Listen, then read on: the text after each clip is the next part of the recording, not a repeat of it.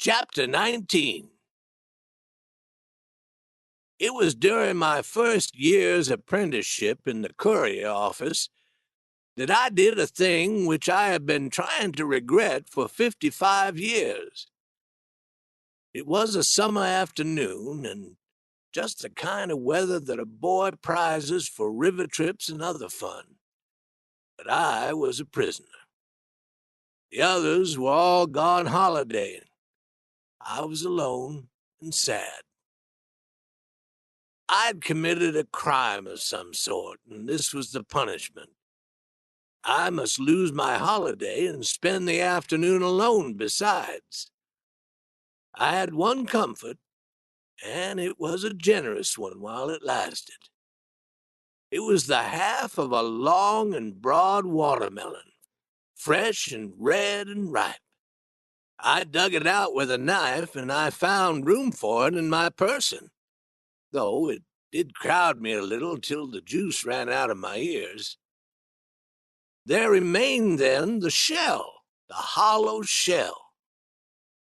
I didn't want to waste it, and I couldn't think of anything to do with it that afforded entertainment.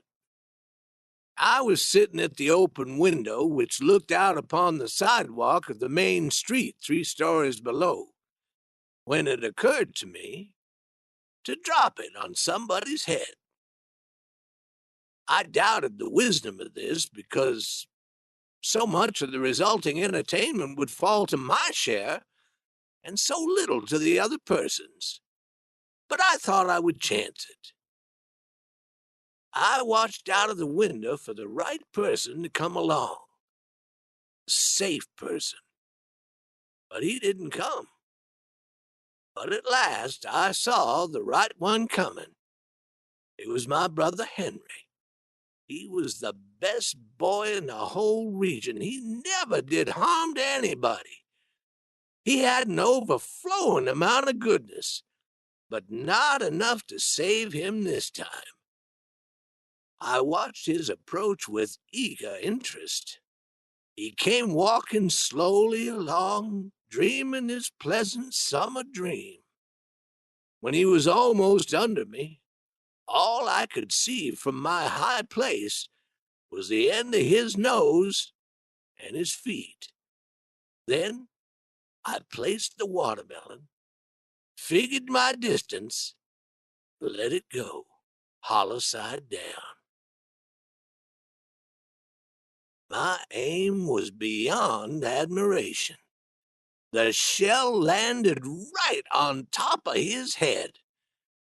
I wanted to go down there and tell him I was sorry, but it would not have been safe. He would have known I had done it. He said nothing about this adventure for 2 or 3 days.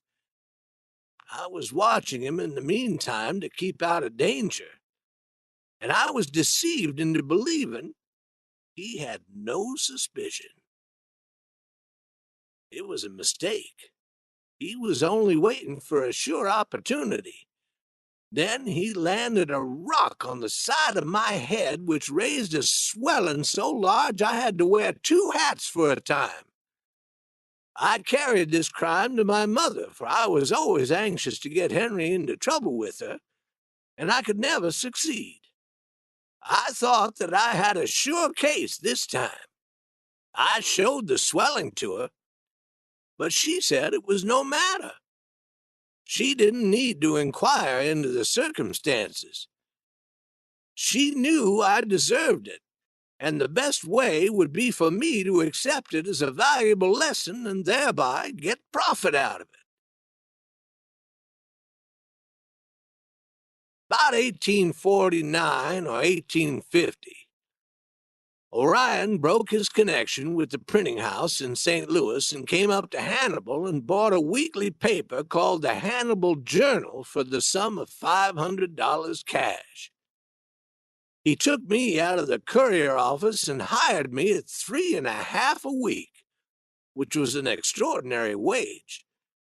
But Orion was always generous with everybody but himself.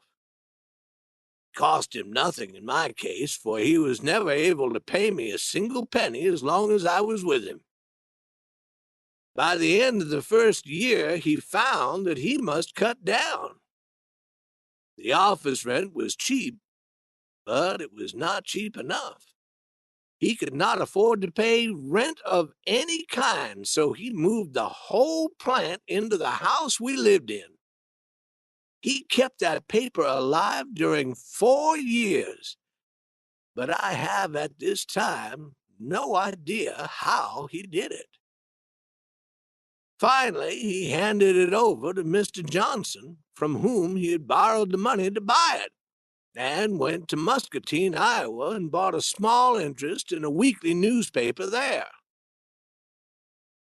I had not joined the Muscatine venture. Just before that happened, which I think was in 1853, I disappeared one night and fled to St. Louis, where I worked at the evening news for a time and then started on my travels to see the world. The world was New York City, and there was a little World's Fair there. I arrived in New York with $2 or $3 in pocket change and a $10 bank bill concealed in the lining of my coat.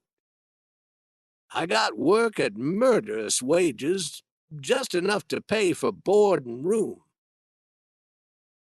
By and by, I went to Philadelphia and worked some months. Finally, I made a trip to Washington to see the sights. And in 1854, I went back to the Mississippi Valley. I worked in a little printing office in Keokuk, Iowa, where Orion had now gone, for 2 years. Then I worked on board the swift and popular New Orleans and St. Louis boat, Pennsylvania. I was in New Orleans when Louisiana went out of the Union, January 26, 1861, and I started north the next day. By this time, Orion was very hard-pressed for money, but I was beginning to earn a wage of $250 a month as a pilot. So I supported him till his old friend Edward Bates, then a member of Mr. Lincoln's first cabinet, got in the place of Secretary of the new territory of Nevada, and Orion and I headed for that country. At first, I went about the country seeking silver, but at the end of '62, or the beginning of '63, I went to work on a newspaper in Virginia City, Nevada, the Enterprise. I was sent down to Carson City to report the legislative meetings. I wrote a weekly letter to the paper. It appeared Sundays, and as a result, on Monday, the legislative proceedings were stopped short by the complaints of the members. They answered the correspondent with anger, describing him with long, fancy phrases for lack of a briefer way. To save their time, I presently began to sign the letters, Mark Twain, 2 fathoms 12 feet.